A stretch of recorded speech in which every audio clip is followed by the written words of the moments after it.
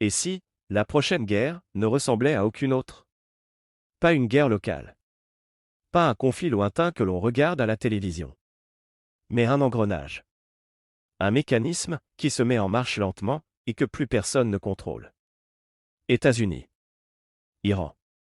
Et derrière, des puissances qui n'attendent qu'un faux pas: Russie. Chine. Corée du Nord. 3 noms. 3 puissances. 3 équilibres, prêts à basculer. Ce scénario semble extrême. Presque irréaliste.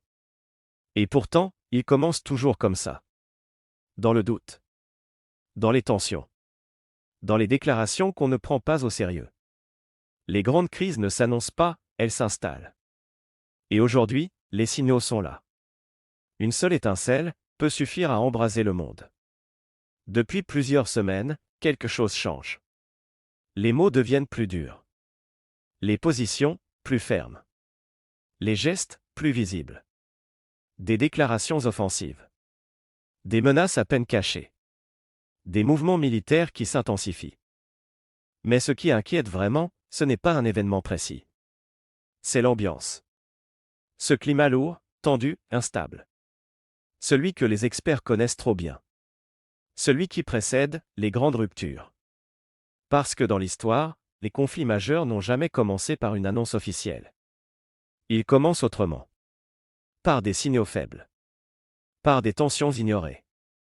Par des décisions qui paraissent mineures, mais qui, mises bout à bout, deviennent incontrôlables. Les guerres ne surgissent pas du jour au lendemain, elles se construisent dans le silence. Et le problème, c'est que pendant que tout le monde observe, personne ne pense que ça va réellement arriver. Jusqu'au moment où, il est déjà trop tard. L'histoire ne répète pas les mêmes événements, mais elle répète toujours les mêmes erreurs. L'Iran. Ce n'est pas juste un pays de plus sur la carte. C'est un centre de gravité. Un point d'équilibre, dans une région déjà sous tension permanente. Regardez la carte du Moyen-Orient. Tout converge. Route pétrolière. Zone de conflit. Alliance fragile. Et au milieu, l'Iran. Un pays qui influence, bien au-delà de ses frontières. Militairement. Politiquement. Stratégiquement. L'Iran ne se contente pas d'exister, il pèse. Mais ce qui change tout, c'est que l'Iran n'est plus seul. Il s'est rapproché de grandes puissances. Il a renforcé ses capacités militaires. Il a développé des réseaux d'influence dans toute la région. Aujourd'hui, toucher l'Iran n'est plus une décision locale. C'est un mouvement qui peut déclencher des réactions en chaîne. Imaginez un instant. Une frappe américaine ciblée. Rapide. Précise. Limitée. Sur le papier, ça paraît contrôlé. Mais dans la réalité, l'Iran répond. Ses alliés indirects s'activent. La tension monte, partout. Un seul point d'impact peut provoquer des secousses à l'échelle mondiale. Et c'est là que le vrai danger commence. Parce que dans ce type de situation, personne ne veut reculer. Personne ne veut paraître faible. Et chaque décision devient une démonstration de force. Et plus la pression monte, plus les marges d'erreur disparaissent. Quand l'équilibre est fragile, le moindre choc peut tout faire basculer. Alors non, l'Iran n'est pas seulement un acteur de ce conflit. C'est le point de bascule. Celui qui peut transformer une crise régionale en crise globale. Et dans un monde sous tension, les points de bascule sont les endroits les plus dangereux. La Russie? Ce n'est pas un spectateur. C'est un joueur. Un joueur patient. Calculateur. Et surtout, imprévisible. Depuis plusieurs années. Moscou et Téhéran se rapprochent. Coopération militaire. Coordination stratégique. Intérêt commun face aux États-Unis. Mais attention. La Russie ne fonctionne pas comme les autres. Elle ne réagit pas dans l'urgence. Elle observe. Elle analyse. Elle attend. Parce que pour Moscou, chaque crise est une opportunité. Là où certains voient un conflit, la Russie voit un levier. Imaginez maintenant une frappe américaine contre l'Iran. Que fait la Russie? Pas forcément ce que l'on pense. Elle ne fonce pas tête baissée.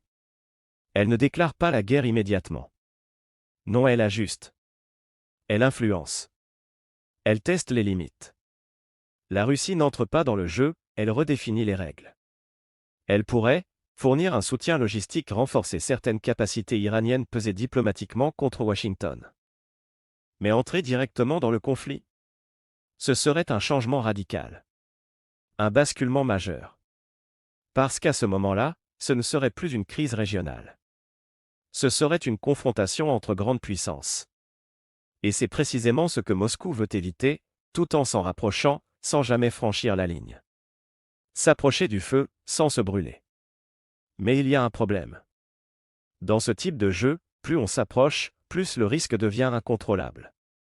Parce qu'à force de tester les limites, quelqu'un finit toujours par les dépasser. Et quand une grande puissance dépasse la ligne, ce n'est plus un signal. C'est un basculement. Alors la vraie question n'est pas « est-ce que la Russie va entrer en guerre ?» mais plutôt « jusqu'où est-elle prête à aller, sans déclencher quelque chose de beaucoup plus grand ?» Et dans un monde sous tension, les acteurs les plus dangereux sont souvent ceux qui n'attaquent pas directement. La Chine. C'est peut-être l'acteur le plus discret. Mais aussi, le plus déterminant. Parce que Pékin ne fait pas de bruit. Elle ne menace pas ouvertement. Elle ne réagit pas à chaud. Elle ne s'expose presque jamais. Et pourtant, quand la Chine bouge, le monde entier le ressent. Contrairement à d'autres puissances, la Chine ne cherche pas le conflit. Elle cherche autre chose. La stabilité.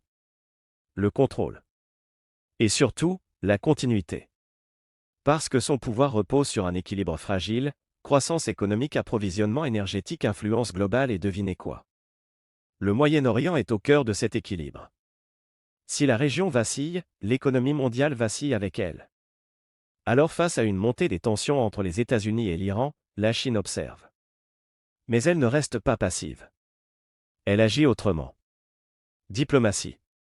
Pression économique. Positionnement stratégique. La Chine ne fait pas la guerre, elle façonne l'environnement dans lequel elle se produit. Imaginez maintenant un conflit qui s'intensifie.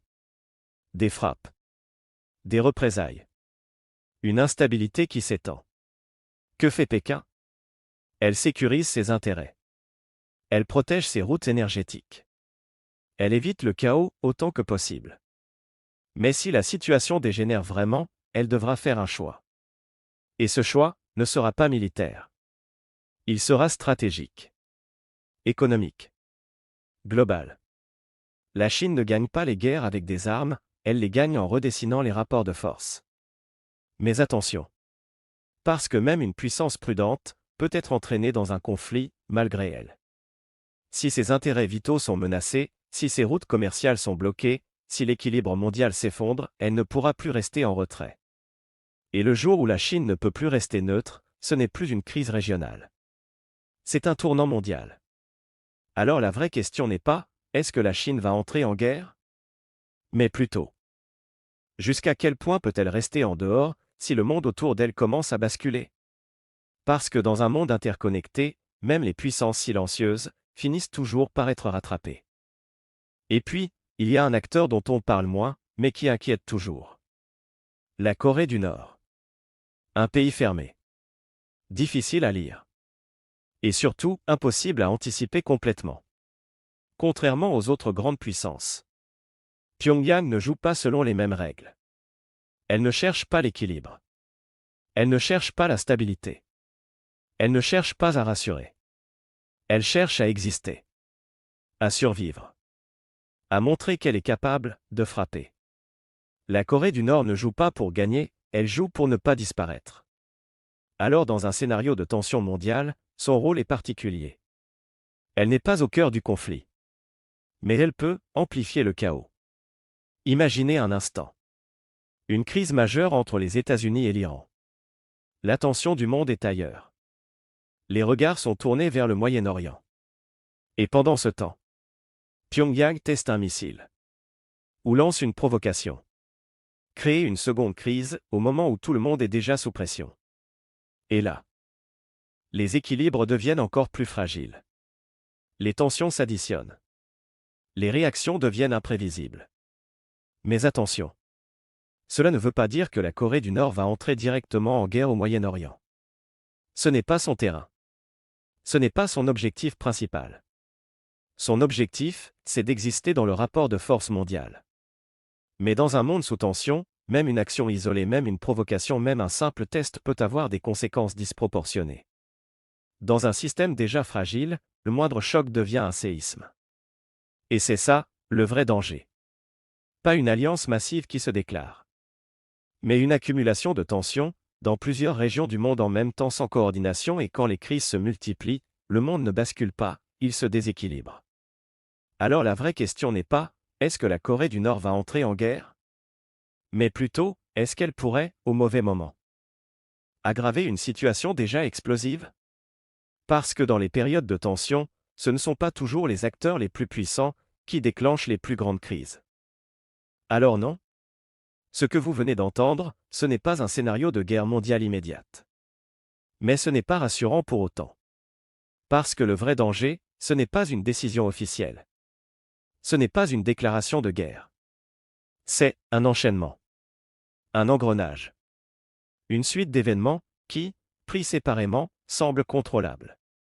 Une frappe. Une riposte. Une démonstration de force. Mais mis bout à bout, ils deviennent incontrôlables. Les grandes crises ne commencent pas par une explosion, elles commencent par une réaction.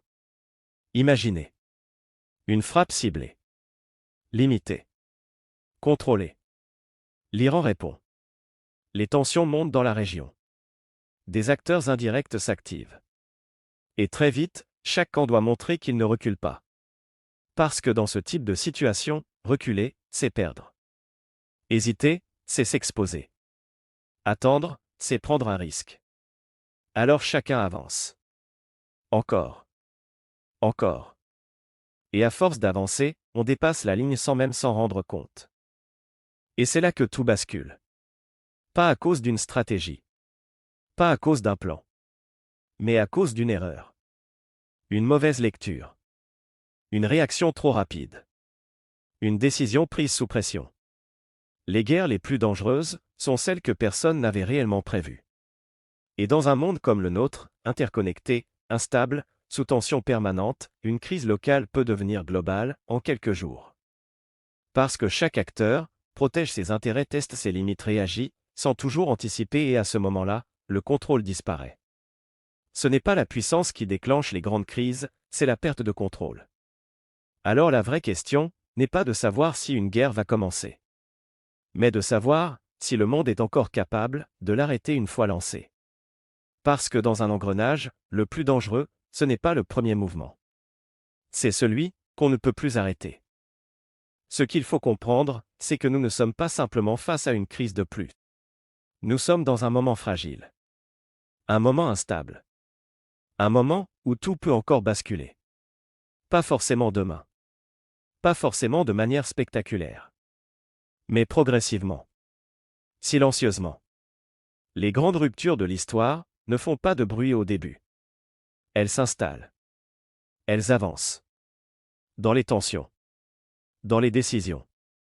Dans les erreurs humaines. Et aujourd'hui, toutes les pièces sont en place. Les puissances s'observent. Les alliances se testent.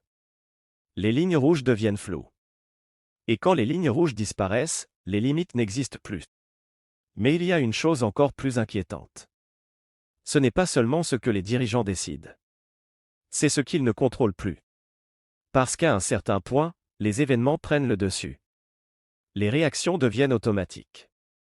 Et le contrôle échappe à tout le monde.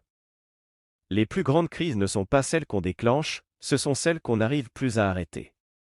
Alors la vraie question, ce n'est pas simplement « est-ce qu'une guerre va éclater ?». C'est « est-ce que le monde est encore capable de rester stable dans un environnement qui ne l'est plus ?» Parce que dans ce type de période, tout repose sur un équilibre. Un équilibre fragile. Invisible. Mais essentiel. Et quand cet équilibre se brise, ce n'est pas une crise qui commence. C'est une nouvelle réalité. Et dans cette réalité, comprendre ce qui se joue n'est plus un luxe. C'est une nécessité. Et quand elle disparaît, il est déjà trop tard. J'ai besoin de vous. Pas d'une réaction rapide. Pas d'un simple avis. D'une vraie réflexion. Pensez-vous que le monde est au bord d'un basculement? Ou est-ce que tout cela reste sous contrôle? Parce que parfois, les périodes les plus calmes sont celles qui précèdent les plus grandes secousses. Alors écrivez-le en commentaire. Votre opinion compte. Votre lecture du monde compte. Et surtout, c'est dans les commentaires que le débat commence. Si cette vidéo vous a permis d'y voir plus clair, likez-la. Parce qu'un simple like permet à cette analyse d'être vue par d'autres personnes qui, aujourd'hui, cherchent à comprendre. Et abonnez-vous. Pas juste pour suivre une chaîne, mais pour rester lucide dans un monde qui devient de plus en plus complexe. Parce qu'aujourd'hui, l'ignorance n'est plus une option. L'ignorance est un risque. Et la compréhension est une forme de pouvoir. Et ce n'est que le début. On va aller beaucoup plus loin. Que se passerait-il, concrètement, si les États-Unis frappaient l'Iran demain? Pas en théorie. Dans la réalité. Minute par minute. Réaction par réaction. Qui répondrait en premier? Jusqu'où l'escalade pourrait aller? Et surtout, quel scénario est le plus probable? Parce qu'il n'y en a pas qu'un. Il y en a trois. Trois scénarios réalistes. Trois trajectoires possibles. Et l'un d'entre eux pourrait changer l'équilibre mondial durablement. Et ce scénario, personne n'en parle vraiment. Alors si vous voulez comprendre ce qui pourrait réellement se passer, abonnez-vous maintenant. Parce que dans un monde incertain, ceux qui comprennent en premier